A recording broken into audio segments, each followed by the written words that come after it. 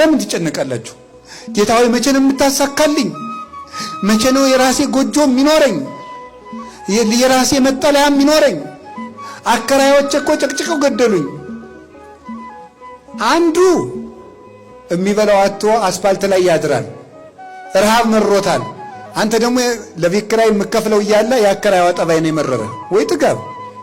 ይሄ እንደው እናቱ የሞተችበትና ገበያ ሄደችበት እኩል ያለቅሳል። እውነት ነው። አከራይ የሚጨቀጭቅ ይመስለኛል። አልፎ አልፎ አከራይ ይጨቀጭቃሉ። ደሞዝ እያጣሩ ይጨምራሉ፣ ሲወደድ ይጨምራሉ። እነሱ ያለ ቤት የተፈጠሩ አይመስሉም። እንደው ከእናታቸው ማህፀን ሲወጡ እንደው አንድ ቪላ እያያዙ የተወለዱ ነው የሚመስሉት፣ ሲጨክኑ ማለት ውጡ ሲሉ። እናንተም ተው፣ በሕግ አምላክ ታረሙ፣ በመምህር አምላክ ቤት እግዚአብሔር ነው። ሰው ድሃ አታሰቃዩ። እውነቴን ነው። ተዛዝነን ዘመኑን እንለፈው።